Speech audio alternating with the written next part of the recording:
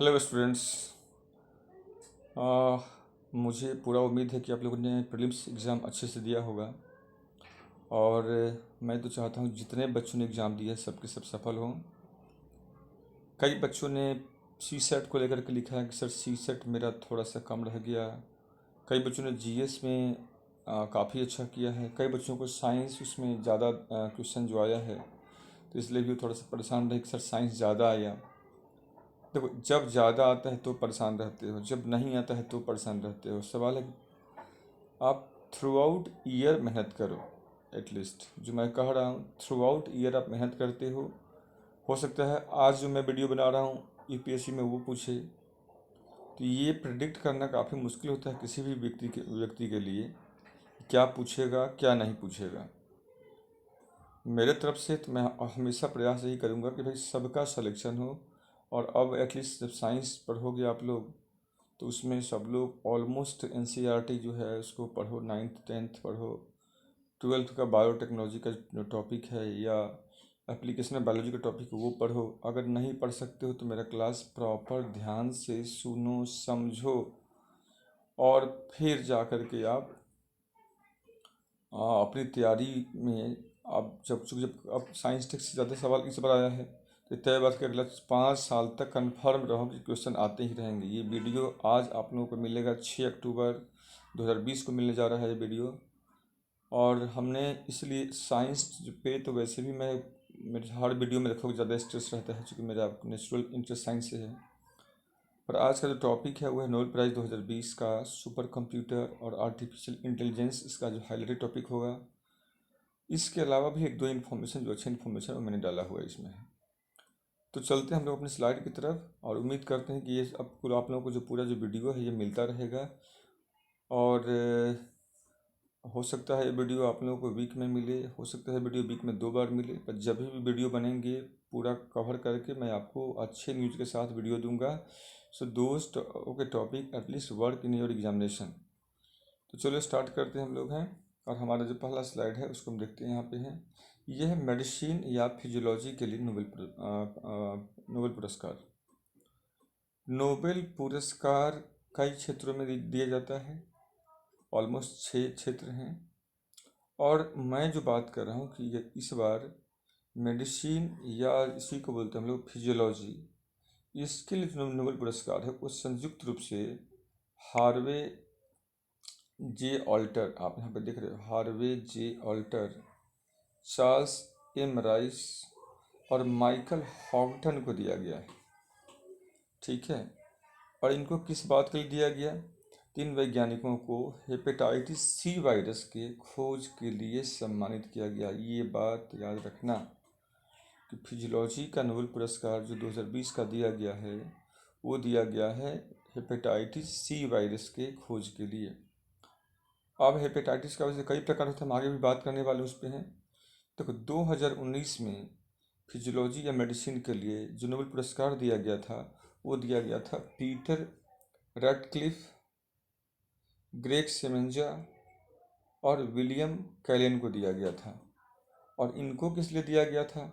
तो इनको दिया गया था शरीर की कोशिकाओं के कम होने और ऑक्सीजन के स्तर पर प्रतिक्रिया की खोज के लिए। भाई जब ऑक्सीजन का जो लेवल होता है उसका क्या इम्पैक्ट होता है बॉडी सेल्स पे, तो ये जो रिलेशन है ये इस्टेब्लिश करने के लिए। और मैं अक्सर जब आप लोगों की क्लास लेते रहा हूँ तो क्लास के दौरान बताया भी हूँ कि जिसके शरीर में खून कम हो तो दौड़ा करो। तो दौड़ोगे तो आरबीसी सेल का फॉर्मेशन बढ़ेगा। अगर पढ़ते हो, स्टूडेंट हो, चाहते हो नींद नहीं आए आप लोगों को, तो वेंटिलेटर वाला कमरा देखो, ताकि ऑक्सीजन का लेवल बना रहेगा, ब्रेन को ऑक्सीजन मिलता रहेगा, तो नींद कम आएगी। तमाम बातें मैं अक्सर आप लोगों को बताते रहा हूँ थ्रू आउट द क्लास, और आज वीडियो के माध्यम से आप लोगों को बता पा रहा हूँ। तो हम लोग आगे बढ़ते हैं। तो 2 बात याद रखना, क्योंकि हो सकता है आप 2020 पर क्वेश्चन पूछे 2019 का कि भाई मेडिसिन के क्षेत्र में किनको मिला नोबेल पुरस्कार। अब है हेपेटाइटिस के विषय में थोड़ा समझते हैं हम लोग। WHO ने भी ये कहा है कि हेपेटाइटिस जो बीमारी है इसके कारण ऑलमोस्ट 4 लाख से अधिक जो मौत है दुनिया भर में हो रहा है। और हेपेटाइटिस लीवर से जुड़ा हुआ रोग है, जिसमें लीवर में सूजन हो जाता है, स्वेलिंग हो जाता है ये, और कैंसर के कारण भी कई दफ़ा हेपेटाइटिस रोग उभर के सामने आता है।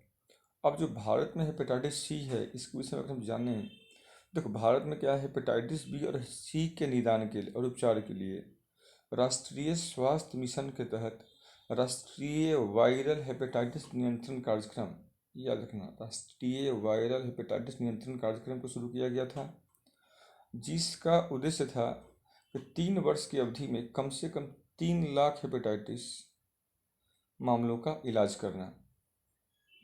अब इसका प्रगति क्या है ये आप लोगों को जानना चाहिए, क्योंकि मेन जब लिखोगे तो मेन में भी कई दफ़ा आप लोगों को क्वेश्चन यहाँ पे लिखने को आता है। और कई तरह के अभियान जानते हो कि भाई मलेरिया के उन्मूलन के लिए, या फाइलेरिया के उन्मूलन के लिए, या टीबी के उन्मूलन के लिए, या हेपेटाइटिस के लिए क्या सरकारी स्तर पर क्या कार्यक्रम चल रहा है, उससे क्या महत्व है।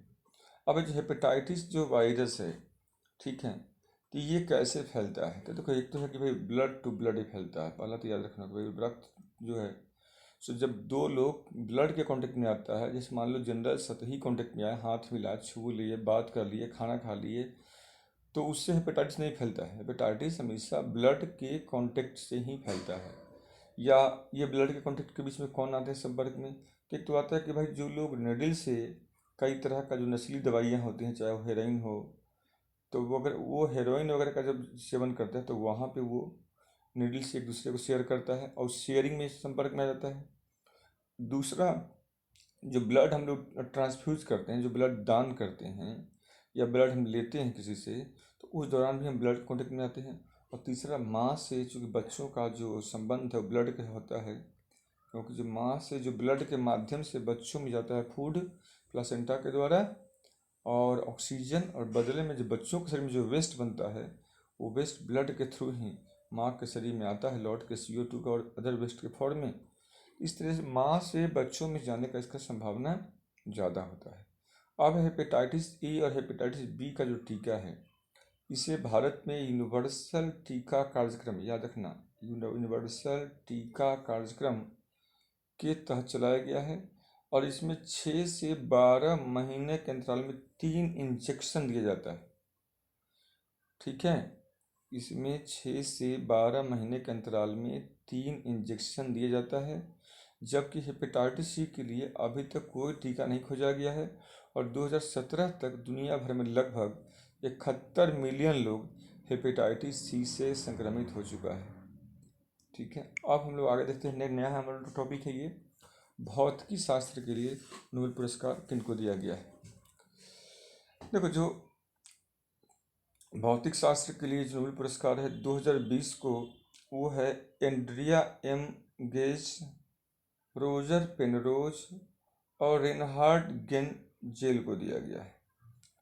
तो ये नाम याद रखना तीनों, ठीक है ना, पेन गेन घेज मतलब घेज, ठीक है ना, ऐसे याद रखो कि भाई Andrea M Ghez, Roger Penrose और रेनहार्ड गेंजेल को दिया गया। अब तक केवल 3 महिलाओं ने भौतिकी के लिए नोबेल पुरस्कार जीता है, ये याद रखना। वो कौन कौन महिलाएं हैं, वो है मैरी क्यूरी, मारिया गोएपर्ट मेयर और डोना स्ट्रिकलैंड था। जबकि मैरी क्यूरी एकमात्र ऐसी महिला है जिसको 2011 में रसायन विज्ञान के लिए नोबेल पुरस्कार भी दिया गया था, और वो दोनों श्रेणी में, भौतिकी और रसायन दोनों श्रेणी में नोबेल पुरस्कार जीतने वाली एकमात्र महिला है। अब नोबेल पुरस्कार के क्षेत्र में भारत का कहाँ पे है, तो देखो भारत में एकमात्र भारतीय जिसे भौतिकी का नोबेल पुरस्कार मिला है, भौतिकी के क्षेत्र की बात कर रहा हूँ, और क्षेत्र में भी नोबेल पुरस्कार मिले हैं यहाँ पे, जो भौतिकी के क्षेत्र की बात कर रहा हूँ, एकमात्र भारतीय जो भौतिकी के नोबेल पुरस्कार मिला है वो है सर CV रमन, जिन्हें 1930 में रमन प्रभाव या रमन इफेक्ट के खोज के लिए नोबेल पुरस्कार दिया गया था। अब ये जो पुरस्कार है, ये भी सवाल पूछ सकते हैं आप लोगों से, किन वर्षों में नोबेल पुरस्कार भौतिकी के क्षेत्र में नहीं दिया गया है, तो ये वो 6 प्रमुख वर्ष हैं जिनमें भौतिकी का नोबेल पुरस्कार नहीं दिया गया था। और वो वर्ष था 1916, कारण समझ गया होगा, प्रथम विश्व युद्ध वाला याद होगा, 1931, 1934, 40, 41, 42, ठीक है ना। ये सब वही समय है जब पूरा दुनिया कई तरह की समस्याओं से उलझा हुआ था, कई तरह के रिवॉल्यूशन हुए थे और तमाम तरह के युद्ध वगैरह हुआ था। तो कई सारे कारण रहे हैं इसमें ये नोबेल पुरस्कार नहीं दिया गया था।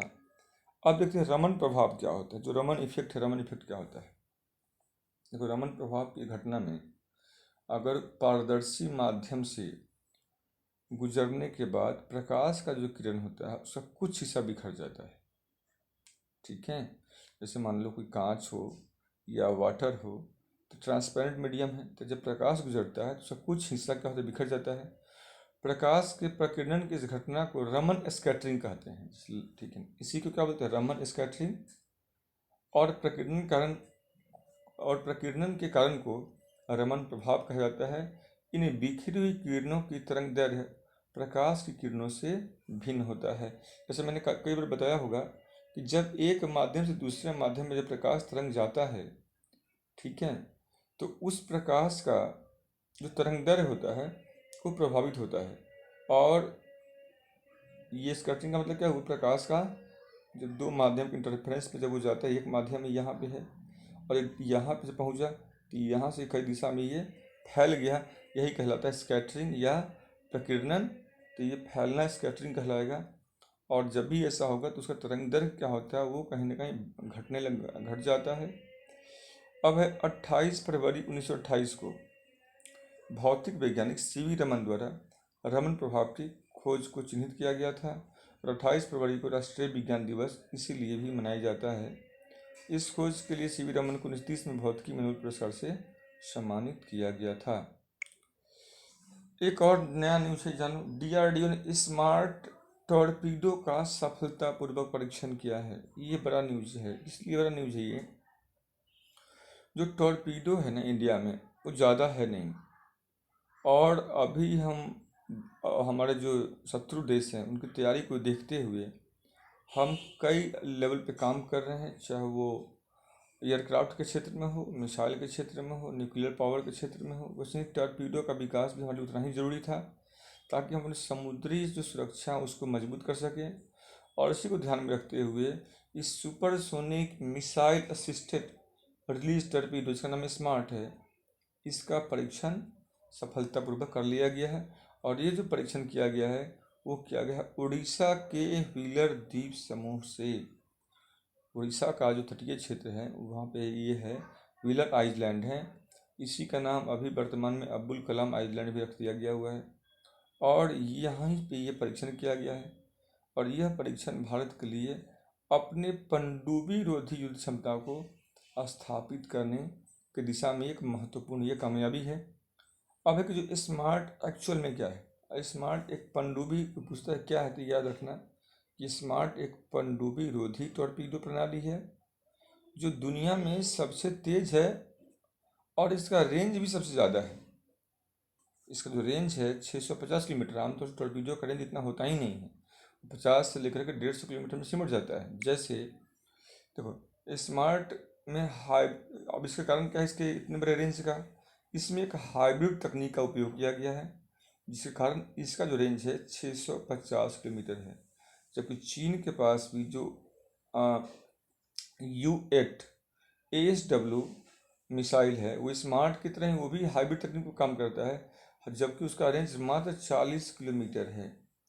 तो ये याद रखना, हमारा जो टॉर्पीडो है ये रेंज के मामले में भी और स्पीड दोनों के मामले में, चूँकि सुपरसोनिक है, सुपरसोनिक तो ऑलमोस्ट 2 मैक्स से ज़्यादा की स्पीड है इसका।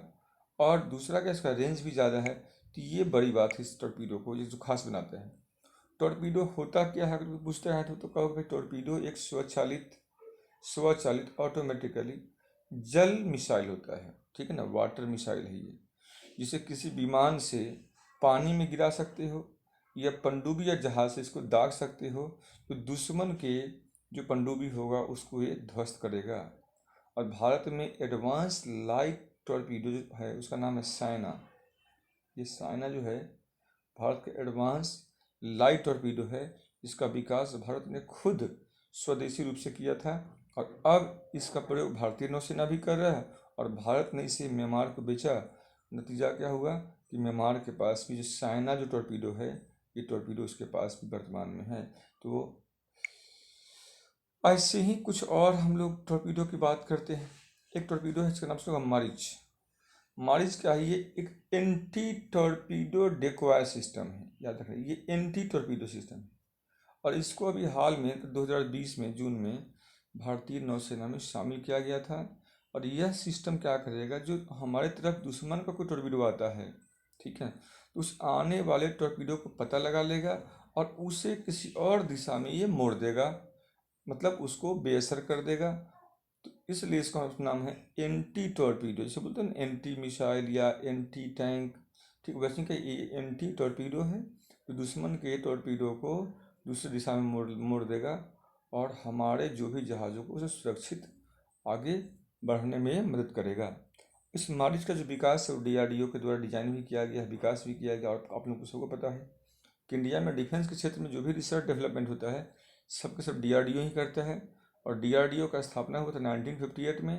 DRDO का पूरा नाम क्या है, डिफेंस रिसर्च डेवलपमेंट ऑर्गेनाइजेशन। और ये एक प्रतिबद्ध अपेक्स नोडल एजेंसी है इंडिया का, जो डिफेंस के क्षेत्र में वर्ल्ड क्लास वेपन बनाने का काम करता है। अब है नेक्स्ट है वरुणास्त्र। वरुणास्त्र का ये UPSC में वरुणास्त्र पहले ही आ चुका है लास्ट ईयर प्रीलिम्स में। वरुणास्त्र एक विद्युत चालित टॉर्पीडो है। वरुणास्त्र क्या है, ये एक विद्युत चालित टॉर्पीडो है जिसे भारत डायनेमिक्स लिमिटेड, ठीक है ना, BDL द्वारा विकसित किया गया था, जो रक्षा मंत्रालय के अधीन काम करता है। यह दुनिया का एकमात्र टॉर्पीडो है जिसमें GPS आधारित लोकेटिंग, ठीक है ना, एड लगा हुआ है। और इसका जो परिचालन सीमा है वो ऑलमोस्ट 40 किलोमीटर है। ठीक ऐसा ही एक और हमारे पास टॉर्पीडो है, उसका नाम है तक्षक। तक्षक क्या है, ये टॉर्पीडो का इस पर विकास अभी चल रहा है। तो याद हो गया, क्लियर। मारिच एंटी टॉर्पीडो डेकोय है, वरुणास्त्र विद्युत चालित टॉर्पीडो है, और तक्षक पे काम अभी चल रहा है। जबकि हमने अभी हाल में, ठीक है ना, स्मार्ट का सफल परीक्षण किया, जो हाइब्रिड टॉर्पीडो है जिसका रेंज 680 किलोमीटर है। और इन सब का विकास कौन करता है, DRDO करता है। अब चलते हम लोग हैं अगले स्लाइड की तरफ। अब ये है भारत रूस से स्प्रट लाइट टैंक का अधिग्रहण करने का बात कर रहा है और इस पे बात जारी है। इन टैंकों को एक्चुअली लगाया जाना है ऊंचे क्षेत्र में, जैसे अभी चीन के साथ जो हमारा हालिया जो गतिविधि है उसको ध्यान में रख करके ये वास्तव में जो स्प्रट लाइट टैंक है ये एक स्वचालित टैंक डिस्ट्रॉयर है, ठीक है ना। ये है क्या है, एक स्वचालित टैंक डिस्ट्रॉयर है। ये इसका खुद का जो वजन है ये हल्का है, ठीक है ना। और इस टैंक को एक किसी भी एयरक्राफ्ट से जो किसी हल्के वजन के कारण हम इसको ले जा सकते हैं, जिसमें 3 ऑपरेटिंग सैनिक अंदर बैठ सकता है और इसका वजन 18 टन है। जबकि मैंने, अगर आप लोगों को पता होगा तो मैंने बताया कि टैंक जो होता है बेसिकली वो व्हीकल्स हैं जिसे किसी निश्चित जो साफ सुथरी सड़क की आवश्यकता नहीं होता है। So they can move on any path, किसी भी पाथ पे वो चल सकता है। और टैंक को वेट के आधार पे हम लोग बांटते हैं 3 में, जो लाइट वेट का है, जो मीडियम वेट का है और जो हेवी वेट का है। जो हेवी वेट है उसका वेट का एटलीस्ट 50 टन से ऊपर है, उसको हम लोग बोलते हैं मेन बैटल टैंक। जो मीडियम वेट का है उसका वजन 35 टन से 50 टन के बीच में होता है, उसको हम लोग बोलते हैं मीडियम बैटल टैंक। और जो 35 टन से नीचे होता है उसको बोलते हैं एक्चुअली स्मॉल बैटल टैंक। अब स्मॉल बैटल टैंक हमने कहा 35 टन से नीचे, ये तो 18 टन का ही है। जबकि, ठीक है, तो जो स्प्रट लाइट टैंक है ये स्वचालित टैंक डिस्ट्रॉयर है और यह 71 किलोमीटर प्रति घंटे के गति से चलने में भी सक्षम है। हालांकि रूस से जहाँ तक बात है, भारत ने कई चीज़ों को खरीदा है।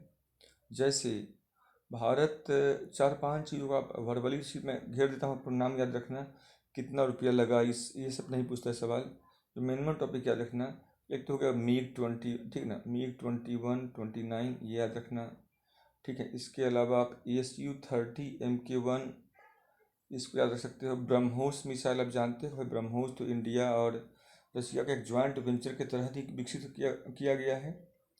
और ब्रह्मोस एक क्रूज मिसाइल है जिसका रेंज ऑलमोस्ट 290 किलोमीटर है, और वो ये भी क्या सुपरसोनिक है।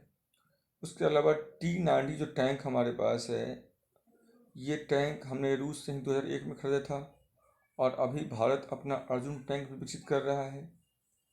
इसके अलावा हमने S-400 जो MDS है, मिसाइल डिफेंस सिस्टम या एंटी मिसाइल, हम इससे भी खरीदने की हम लोग का डील हो चुका है, और 2021 तक इसे हम प्राप्त भी कर लेंगे। इसके अलावा रिफर्बिश्ड किलो क्लास पनडुब्बी, मतलब वहाँ का वो है, रिफर्बिश समझते ही हो कि उसका पनडुब्बी है जो वो ज़्यादा यूज नहीं कर रहा है, उसे फिर से अपडेट करके ठीक ठाक करके हम उसको अभी लेने वाले हैं। इसके अलावा अभी एक डेफ एक्सपो 2020 के दौरान भारत और रूस ने R-27 air to air missile के खरीद पे भी खरीद के सौदे पर हस्ताक्षर भी किया है। तो ये सब हमने रूस के साथ हमारा हालिया जो गतिविधि यही है, और रूस डिफेंस के क्षेत्र में ऑलमोस्ट इंडिया का सबसे विश्वसनीय साथी रहा है, आज से नहीं शुरू से ही। अब हम लोग बात रहे हैं परम कंप्यूटर और सुपर कंप्यूटर पर हम बात करने जा रहे हैं। आपने सुना होगा भारत का जो अब तक का जो सबसे तेज सुपर कंप्यूटर परम के विषय में सुना होगा। आज हम लोग बात करने वाले परम का ही एक अगला वेरिएंट है, उसका नाम है परम सिद्धि। देखो, परम सिद्धि जो है centre for development of advance computing, CDAC, याद रखना, CDAC ने सबसे बड़े HPC AI सुपर कंप्यूटर का निर्माण किया है। HPC AI का मतलब हुआ high performance computing and artificial intelligence, ठीक है ना। इसका नाम क्या है रखा है, परम सिद्धि, क्योंकि परम सीरीज का ही यही है। परम सिद्धि ने वैश्विक AI सुपर कंप्यूटिंग रिसर्च और इनोवेशन में भारत को शीर्ष देशों में खड़ा किया है, क्योंकि इसका जो स्पीड है वो कई गुना पहले वाले कंप्यूटर की तुलना में ज़्यादा है। यह सुपर कंप्यूटर, अब सुपर कंप्यूटर का इस्तेमाल कहाँ कहाँ करते हैं, तो साइबर सुरक्षा में मदद करेगा, शिक्षा के क्षेत्र में, स्वास्थ्य के देखभाल में, ठीक है, इस सब में ये मदद करेगा। इसके अलावा अंतरिक्ष के क्षेत्र हो गया, कृषि के क्षेत्र हो गया।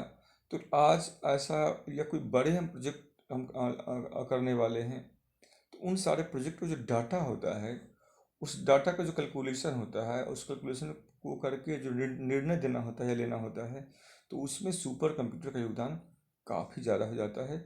और इसलिए दुनिया भर के तमाम जो देश हैं वो अपना डिफेंस सिस्टम को, अपने स्पेस प्रोग्राम को, उसके जो इन्फॉर्मेशंस को, सबको जो जो उसका जो पूरा जो खांचा बनाता है लोग, और उसका जो परिणाम भी कैलकुलेट करता है, तो उसमें सुपर कंप्यूटर का लोग इस्तेमाल करता है।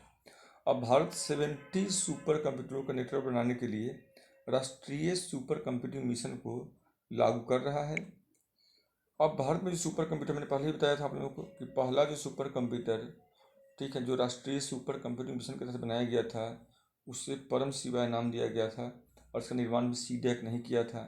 परम शिवाय एक बार में 1,20,000 से अधिक गणना, ठीक है ना, और 833 टी फ्लॉप्स के स्पीड से ये काम करता था। ये टी फ्लॉप कंप्यूटर का प्रोसेसिंग स्पीड का एक पैमाना है, और IIT जो खड़गपुर है वो राष्ट्रीय सुपर कंप्यूटिंग मिशन के तहत सुपर कंप्यूटिंग सुविधा प्राप्त करने वाला पहला संस्थान है, ठीक है। अब देखते हैं हम लोग अपने भारतीय सुपर कंप्यूटर का वैश्विक रैंकिंग क्या है। देखो, दुनिया में जितने भी सुपर कंप्यूटर हैं सबके रैंकिंग का जो निर्धारण होता है वो उसके स्पीड पे किया जाता है, और स्पीड को हम लोग जनरली जो कैलकुलेट करते हैं वो टेरा फ्लॉप्स में या पेटा फ्लॉप्स में कैलकुलेट करते हैं कि भाई पेटा फ्लॉप्स में कि टेरा फ्लॉप्स में है। अब भारत के पहले हम देखते हैं कि भारत का सुपर कंप्यूटर है वो कौन कौन सा सुपर कंप्यूटर जो एटलीस्ट पहले 500 का लिस्ट में है।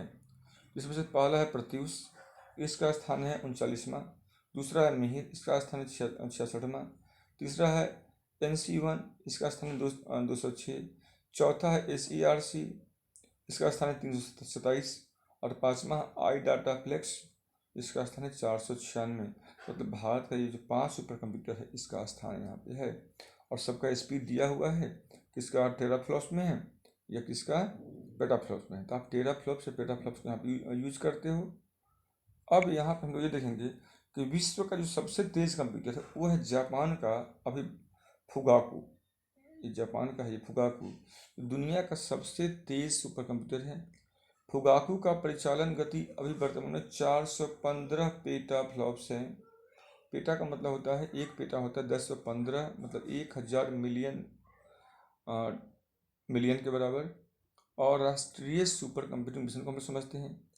इस मिशन का जो लक्ष्य है 70 से अधिक उच्च प्रदर्शन कंप्यूटिंग सुविधाओं के साथ विशाल सुपर कंप्यूटिंग ग्रिड स्थापित करके देश भर में फैले राष्ट्रीय अनुसंधान और विकास संस्थानों को विकसित करना है। और यह मिशन सीडैक द्वारा क्रियान्वित किया जा रहा है। और एक थोड़ा सा ये पॉलिटिकल न्यूज है, इसको भी मैं बता ही देता हूँ। देखो, न्यू कैलेडोनिया में जनमत संग्रह ने फ्रांस से स्वतंत्रता को खारिज किया है। एक्चुअली इसका जो विवाद है समझ लो, जैसे इंडिया में है ना जम्मू कश्मीर को लेकर के पहले इशू था ना कि भाई, ठीक वही हालात यहाँ भी है। और मूल जो यहाँ विवाद ये है कि भाई मुद्दा ये है कि जो न्यू कैलेडोनिया में यूरोपीय और कनक आबादी के बीच विभाजन की बात हो रही है, क्योंकि वहाँ का जो मूल है वो है कनक, स्वदेशी का है कनक है, जो चाहता है स्वतंत्रता। और दूसरा और जो यूरोपीय है स्वतंत्रता के उसके खिलाफ हैं। ठीक है। और इस दिशा में दो गतिविधि किया गया।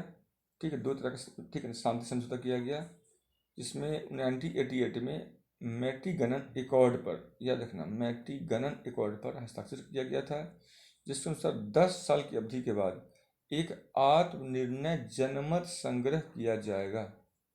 ठीक है। फिर जाकर के 1998 में नौमिया समझौते पर हस्ताक्षर हुआ इनके बीच में, और जिसके तहत स्वतंत्रता के लिए 3 जनमत संग्रह की अनुमति दी गई थी। और नवीनतम जो जनमत संग्रह है वो 3 में से अंतिम है।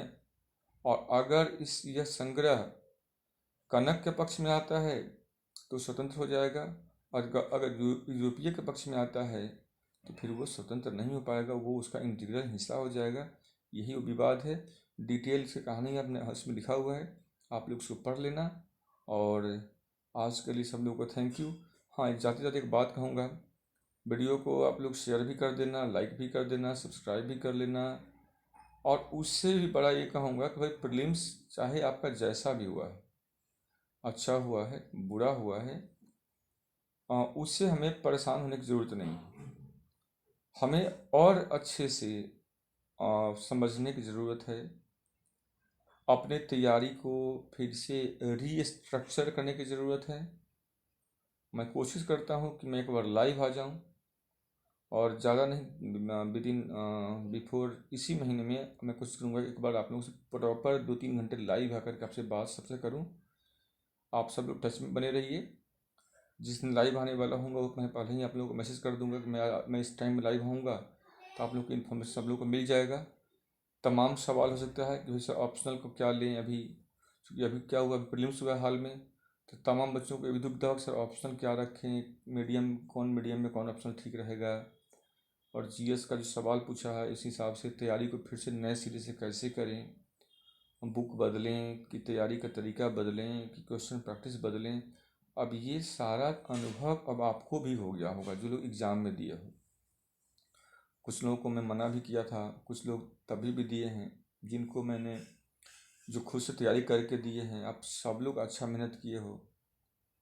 और जिनको लगता है कि अगर वो 50 के ऊपर में हैं, कट आ रहे हैं 50 क्वेश्चन 100 में से अगर सही है जीएस में, और सीसेट क्वालिफाइंग अगर उनका लग रहा है कि उनका है, तो मेरे समझ से आप सब लोग मैंने इस एग्ज़ाम में अपीयर हो जाओ। और अगर स्टिल डाउट है कि नहीं सर मेरा तो नहीं होगा और ये बात क्लियर हो रही है, ठीक है, तो आप लोग फिर से तैयारी में लग जाओ। हाँ, एक तरीका ये कर सकते हो, तब तक तो अभी फ़िलहाल आप लोग सारे बच्चे जो ऑप्शनल है उसकी तैयारी जरूर शुरू कर दो, चाहे जिसका जो भी ऑप्शन रखना हो। और दूसरा तैयारी ये करो कि अपना जो जीएस जो मेन है उसका तैयारी सही से शुरू करो। जो बुक लिस्ट वगैरह है मैं सब आऊँगा, अभी एक दिन देखता हूँ लाइव तो फिर बताऊँगा। तब तक के लिए सब लोगों को शुक्रिया, थैंक यू। एंड मेरा दुआ है कि भाई सब लोग क्वालिफाई करें प्रीलिम्स, और जब मैं मिलूँ तो आपके मुस्कुराते हुए चेहरों से आप मिलूँ कि आप मुस्कुराते रहो अपने सफलता के लिए, और मुझे भी खुशी मिले इस बात का। चलिए आज के लिए थैंक यू, बाय।